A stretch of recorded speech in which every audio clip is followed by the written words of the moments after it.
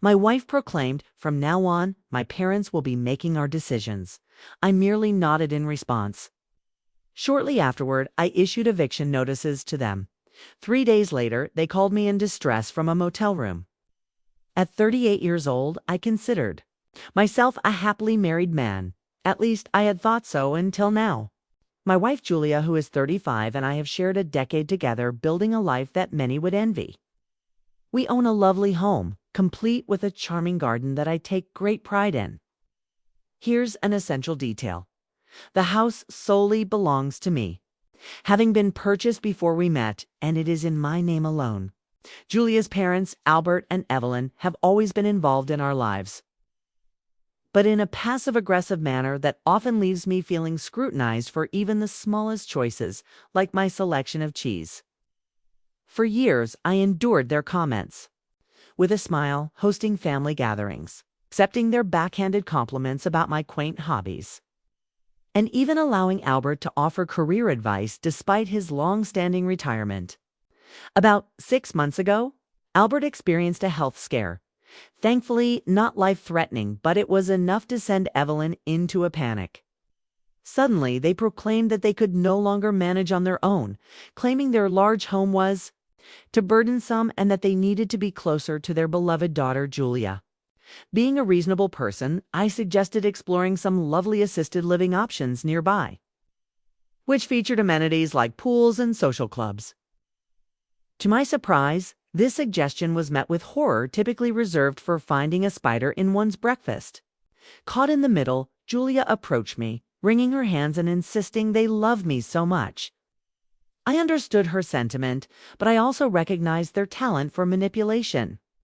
The pressure built, tears were shed, and guilt was dispensed like after-dinner mints. Ultimately, I reluctantly agreed to let them move in with us. Our guest suite downstairs, complete with a bathroom and sitting area, would provide a cozy setting. Initially, the arrangement was bearable. However, it didn't take long for unsolicited suggestions to begin. "You know, Jesse," Evelyn would say while inspecting my spice rack, "a true chef organizes his spices alphabetically." Albert chimed in, sipping my best whiskey. "That driveway is quite messy, son. A man should take pride in his concrete." Things escalated further when they started rearranging the living room while I was at work. Evelyn deemed my prize-winning roses too gaudy and insisted on replacing them with more subdued beige shrubs. One day, I returned home to find my cherished armchair inherited from my grandfather, banished to the garage for clashing with their new aesthetic. Attempting to address the situation, I calmly confronted Julia, saying, "Your parents are redecorating my house and consuming all my good scotch." She offered a pained expression, replying, "They're just trying to help, Jesse. They're adjusting. It's hard for them." The final straw occurred last Tuesday when I prepared a nice risotto for dinner. Though I am not a professional cook, I was proud of my efforts. Albert poked at it with his fork, declaring, "It's a bit mushy, isn't it?" "In my day, men didn't fuss so much in the kitchen." Evelyn added Julia, "Dear, you look a bit pale." "Jesse, are you ensuring she's getting enough protein?" I glanced at Julia, who remained focused on her plate. Later that night, I made another attempt. Sitting on the edge of the bed, I stated, "Julia, we can't continue like this. This is my home, and we need to establish some boundaries." She finally met my gaze, revealing an expression I had never seen before, one of determination. "I've been thinking about that," she replied, her voice eerily calm. "My parents have endured a lot. They possess wisdom and experience that we lack." I waited for more. "From now on," she declared, "my parents will make all our decisions, financial, household, everything. It's for the best. They know what is right for us." It felt as though the world had shifted beneath me. Staring at her, I recognized the smug satisfaction of her parents reflected in her eyes. I envisioned a future filled with beige shrubs and mushy risotto, while being lectured on masculinity by a man who hadn't worked in 2 decades. Inside me, something did not break. Rather, it crystallized. The hurt was present, a sharp chill in my chest, yet it lacked the heat of fury. I looked at the stranger wearing my wife's face and simply nodded. Okay, I said. A wave of relief washed over her, and she smiled genuinely. Thank you for understanding. I knew you would. This will make everything so much easier. An update. It has been an intriguing week in the People's Republic of Albert and Evelyn. I appreciate the support from those who responded to my last post. It's reassuring to know I'm not alone whether I'm sane or not. Julia's announcement was a turning point, making the unspoken dynamics explicit. Overnight, my in-laws transitioned from guests to ruling figures. The first official decision was made the very next morning, while preparing for my Saturday bike ride. I was confronted by Albert, who was wearing one of my bathrobes. Jesse, he proclaimed, Evelyn and I have decided that your cycling hobby is too dangerous and rather juvenile. We will be selling your bicycle. I merely stared at him, incredulous about my beautiful carbon fiber road bike, my pride and joy, for which I had saved for a year. Okay, Albert, I replied, pouring my coffee. He seemed taken aback by my lack of resistance. Good, glad to see you're finally coming to your senses. We'll use the proceeds to purchase a proper exercise machine, perhaps a treadmill. Evelyn has her eye on one with a screen so she can watch her favorite shows. Later that day, I discovered Albert in the garage, photographing my bike. In an effort to expedite the sale, he had listed it on a community forum at an absurdly low price, claiming he already had a buyer lined up. I chose not to respond and simply retreated inside. The small indignities began to accumulate. Evelyn deemed our weekly grocery budget excessive and replaced my carefully curated shopping list with one comprised mainly of brand-name flakes, prunes, and generic tinned soup. It's about fiscal responsibility, she proclaimed, all while ordering a $200 set of orthopedic slippers for herself using our joint credit card. I noticed the charge appear on my banking app. Julia, meanwhile, was blissfully unaware of the escalating situation. Isn't this wonderful? She would exclaim. Mom and Dad are relieving so much pressure from us. She failed to recognize that our home now resembled a retirement community. Nor did she notice my dwindling enthusiasm, how I had stopped engaging in conversation and ceased smiling. All she saw was my compliance, which she mistook for agreement. What they didn't see was me meeting with a very competent divorce attorney during my lunch break. I didn't just consult a property lawyer. I sought one who specialized in divorce. Upon explaining my circumstances regarding the house deed and Julia's recent declaration, her eyes widened. Document everything, she advised. Every receipt, every conversation. Later that afternoon, they didn't see me opening a new bank account at a different institution. They were unaware that I was rerouting my direct deposit to this new account. They also didn't witness me logging into our joint credit card account, rather than report the slipper purchase as fraudulent since it technically wasn't Thai. Instead, lowered the card's spending limit to the bare minimum and removed Julia as an authorized user. The request would take 24 to 48 hours to process, rendering her card a useless piece of plastic. In a moment of quiet rebellion, I noted that Albert had indeed sold my bike.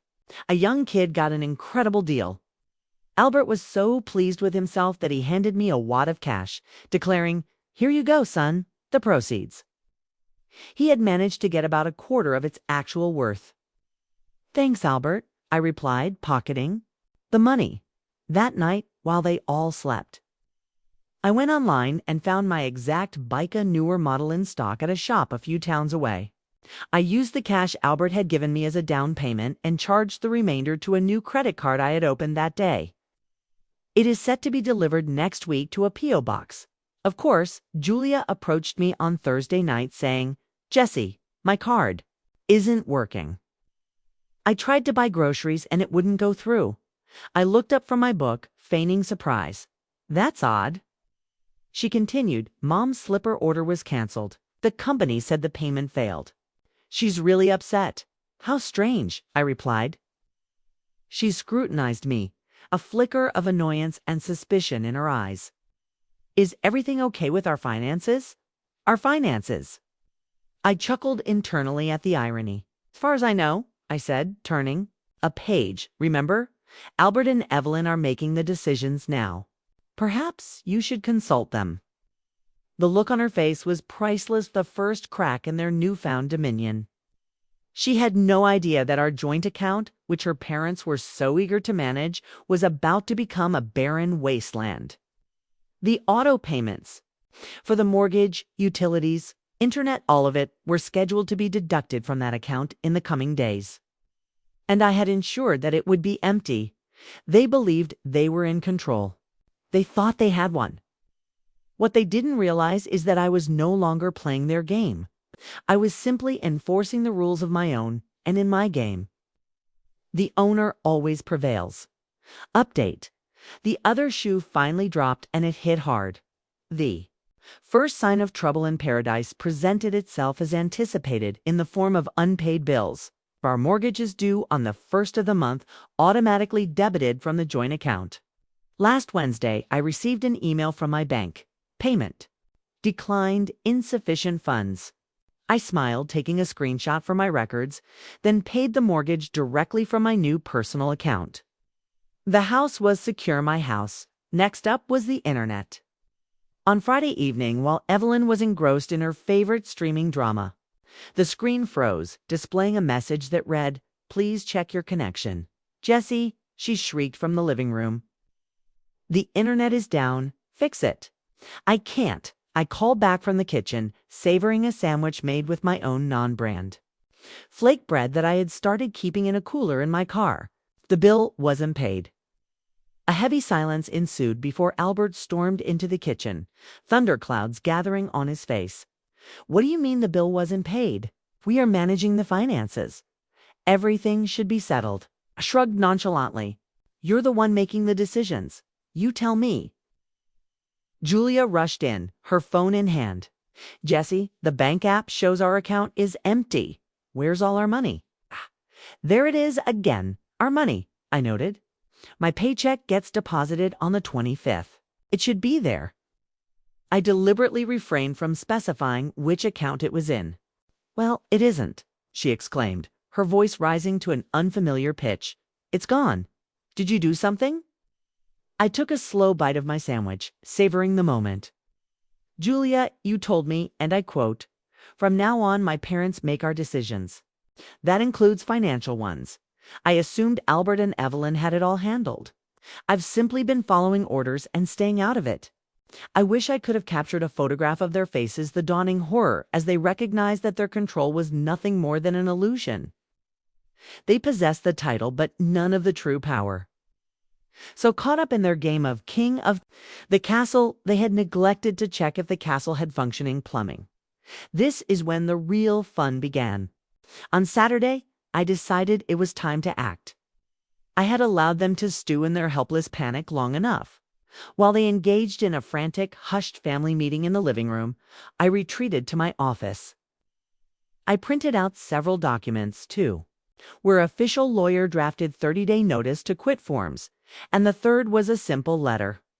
I entered the living room and placed 3 envelopes on the coffee table, one for Albert, one for Evelyn, and one for Julia. "What is this?" Albert sneered, snatching his envelope and tearing it open. His expression shifted from red to a sickly pale as he read the eviction notice. Evelyn leaned over his shoulder, gasping dramatically as she read her own letter. But my gaze was fixed on Julia. She opened her envelope slowly, her hands trembling. It wasn't a legal document. It was my letter. As her eyes scanned the page, they lifted to meet mine, revealing a mix of confusion, anger, and dawning betrayal. "You're divorcing me," she whispered, her voice cracking. "That's the point, Julia," I replied, my tone quiet yet resolute. "This isn't a decision for your parents to make. This one is mine. I've retained a lawyer and will be filing on Monday." I gestured toward her parents, indicating that they were no longer welcome in my home. They had 30 days to vacate. Evelyn was the first to find her voice. "You can't do this. We are family." "You stopped being family when you decided I was your employee?" I shot back. And to Julia, I added, "You ceased being my wife when you prioritized your parents' opinions over our partnership." What followed was nothing short of spectacular. Albert began threatening legal action over his unlawful eviction. "Please do," I replied, gesturing toward the notice. "That's a legally binding document for a tenant at will. Any competent lawyer will tell you that you don't have a leg to stand on, but feel free to waste your money." Julia, however, began to cry big. Ugly, gulping sobs. "How could you, Jesse? After everything, I thought you loved me." "I did," I said, the past tense hanging heavily in the air. "But love isn't a blank check. Julia, you and your parents attempted to cash it, and it bounced." With that, I turned and walked out, opting for a long walk to clear my head. When I returned, they had all retreated to their rooms, leaving the war room silent. The following 3 days became a masterclass in emotional blackmail, filled with loud accusations of my cruelty and tear-stained notes. It was pathetic. Then, on the afternoon of the 3rd day, my phone rang. It was Julia. "Jesse," she sobbed, "you have to help us." "Why?" I asked, feigning ignorance. "What's wrong?" "We're at a motel," she choked out. "It's a happy traveler off the highway. The power got shut off this morning, and Mom couldn't handle it. We packed some bags. I had, of course, ensured that the electricity for my new account was paid. But I had also contacted the power company to have the account's responsibility formally transferred to my name. I suspected this request had triggered a bureaucratic error that led to the premature Shatofa happy accident. My dad tried to use his card to pay for the room," she continued, "and it was declined. They don't have any money, Jesse. You cut them off." I could hear Evelyn wailing in the background. "So, the decision makers," I said, unable to resist. "A jab chose to check into a motel they couldn't afford. A bold strategy. Please, Jesse," she begged. "Let us come home. We can talk about this." A fleeting moment of pity washed over me as I considered their sad, pathetic predicament. But then I recalled her smug demeanor as she handed over my autonomy and the image of my grandfather's chair in the garage. The ice in my veins solidified. "No, Julia," I said calmly. "It's nothing to discuss. My lawyer will contact yours. You all made your decisions, and now you must live with them." I hung up, and for the first time in a long while, my house was truly quietaned. It was all mine. Final update: it has been a while since that day. Life has recalibrated. The silence in my home is no longer unsettling. It's peaceful. The blandness has been banished. My grandfather's armchair has returned to its rightful place. And my spice rack is a delightful, chaotic mess that only I can comprehend. It's perfect. For those who followed this saga, you deserve a conclusion. Justice isn't always loud. Sometimes it's simply the quiet, inevitable result of people's poor choices. After Julia's call from the motel, I held firm. Communication proceeded through our lawyers as it should have. True to form, Albert attempted to sue me, filing a claim for unlawful eviction. The court date was last month. I arrived in a suit while he, Evelyn, and Julia appeared haggard and worn. Albert represented himself, blustering about his rights, while my lawyer calmly presented the house deed and pointed out the complete absence of any lease agreement. The judge, a woman who appeared to have seen it all, dismissed his claim in under 10 minutes. The divorce was the main event. Julia's lawyer, likely at Albert's insistence, attempted to argue for a significant portion of the house's value. This was a non-starter. My lawyer cited its status as a premarital asset and filed a motion arguing that Julia's actions, effectively abandoning our marital partnership to install her parents as heads of the household, constituted a form of constructive desertion. The judge concurred. While Julia was entitled to a portion of the assets accumulated during our marriage, she had no claim on the house itself. The judge also granted my lawyer's petition for exclusive possession of the marital home pending the final decree, meaning Julia had to vacate. The fallout for them was swift. Broke and with no legal standing, they had to retreat to a distant cousin of Evelyn's living 3 states away in a basement they could inhabit. The divorce was finalized last week. I was not unkind. I didn't wish to destroy her urge to detach her from my life. She received enough to secure a small apartment and start anew. I retain the house, my savings, and my sanity. I've heard through the grapevine that Julia's new life is far from the idyllic family unit she envisioned. Apparently, when you're all crammed into a damp basement and there's no one else to blame, the cracks begin to show. Albert and Evelyn's supposed wisdom has devolved into constant bickering, now directed squarely at Julia. She got what she wanted. She's with her parents, and they're making all her decisions. Do I feel guilty? Occasionally, a flicker crosses my mind late at night when I remember the woman I fell in love with. But then I recall her standing in our bedroom, her eyes cold as she casually handed over my autonomy. That wasn't a partnership. It was a hostile takeover. I just happened to own the building. I don't harbor any hatred toward High, lack the energy for that. I simply don't know her anymore, and I don't wish to. The other day, I took my new bike out, the one I purchased with the money from the old one. I rode 4 hours farther than I had in a long time. The sun warmed my face, the wind was at my back, and I was moving forward under my own power, on my own path. When I arrived home, the only presence to greet me was the silence, and it sounded like freedom.